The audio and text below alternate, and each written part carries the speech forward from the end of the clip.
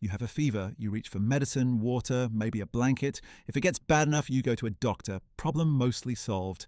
Now imagine the same fever, same burning skin, same pounding head, same shaking chills, but no medicine, no doctor, no hospital, no understanding of what is happening inside your body or why. What did you actually do? This is the question most history videos never ask. And the answer is genuinely surprising because ancient humans were not helpless. They developed real, practical, surprisingly effective responses to illness. Let's start with the most basic response to illness because it reveals something important: rest. When an ancient human got sick, the group slowed down. Not because they were sentimental, but because sick members who rested survived more often than sick members who kept moving. This was not medical knowledge in the formal sense. It was pattern recognition accumulated over thousands of generations. Sick people who rested got better. Sick people who pushed through often didn't. So the group rested, shared food with a sick member, and waited. This tells us something significant. Ancient human groups took care of their sick. Archaeological evidence supports this directly. Skeletal remains have been found from prehistoric individuals who survived serious injuries and illness for months or even years after the fact. Injuries that would have required ongoing care, conditions that would have made hunting or foraging impossible. These people survived because others in the group fed and sheltered them. Care for the sick is not a modern invention. It is among the oldest documented behaviors in the human species. Now let's talk about plants, because this is where ancient medicine gets genuinely interesting. Long before anyone understood bacteria, viruses, or the concept of infection, ancient humans figured out that certain plants, when consumed, applied, or inhaled, made sick people feel better or recover faster. This was not magic. It was empirical trial and error accumulated over thousands of years, passed carefully from one generation to the next. And here is the remarkable part. Modern pharmacology has gone back and studied many of the plants used in ancient and traditional medicine, and has confirmed that a significant number of them contain genuinely active compounds. Willow bark, used by ancient peoples across multiple continents for fever and pain, contains salicin, which the body converts to salicylic acid. The same basic mechanism as aspirin. Ancient humans were taking aspirin. They just didn't know what to call the molecule. Garlic, used for thousands of years to treat infections and wounds, contains allicin, which has demonstrated antibacterial properties in modern laboratory studies. People were treating infections with garlic, not because of superstition, but because at some level it worked. Turmeric, used across ancient South Asian and Middle Eastern cultures for inflammation, contains curcumin, which modern anti-inflammatory research continues to study. Honey, applied to wounds in ancient Egypt and elsewhere, has genuine antibacterial and wound healing properties confirmed by modern studies.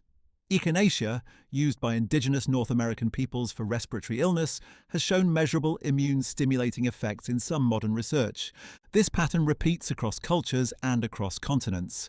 Ancient humans did not have chemistry, but they had thousands of years of careful observation about which plants helped sick people get better, and they paid close attention to the results.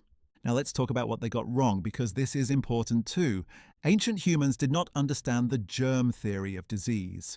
They did not know that invisible organisms caused illness. So alongside the genuinely effective plant remedies, they also developed explanations for sickness that had nothing to do with biology.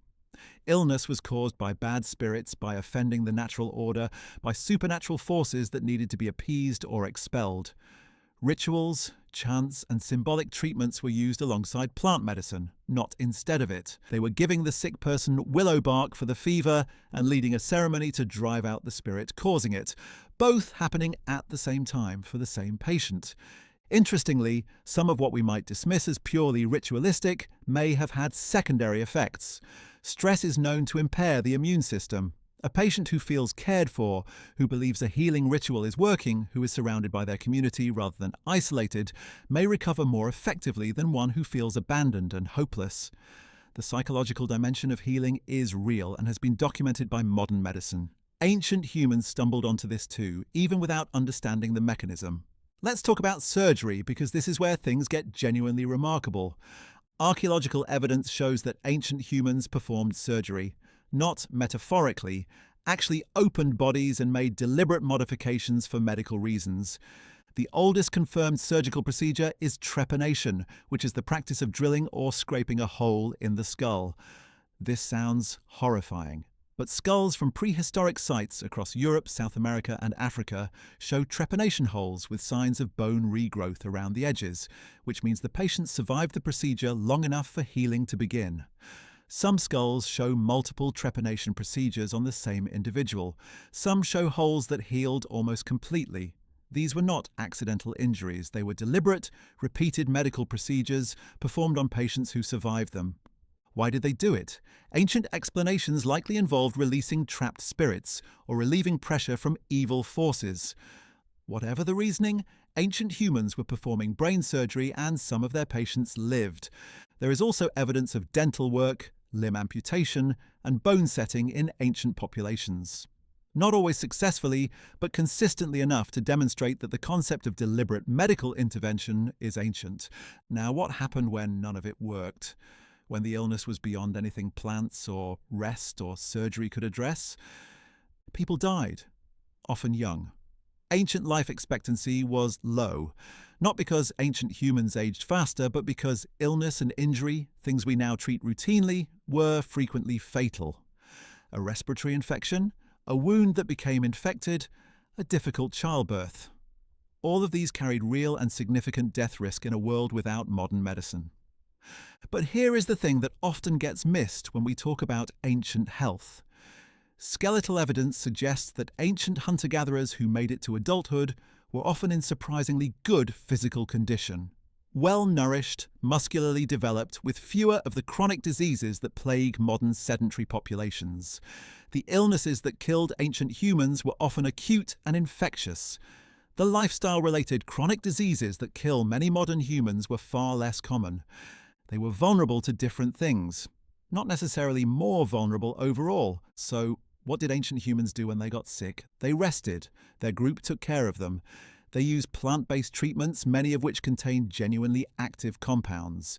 They performed rituals that may have had real psychological and immune effects. In serious cases, they attempted surgical interventions that were crude by modern standards, but effective enough for some patients to survive. And when nothing worked, they died.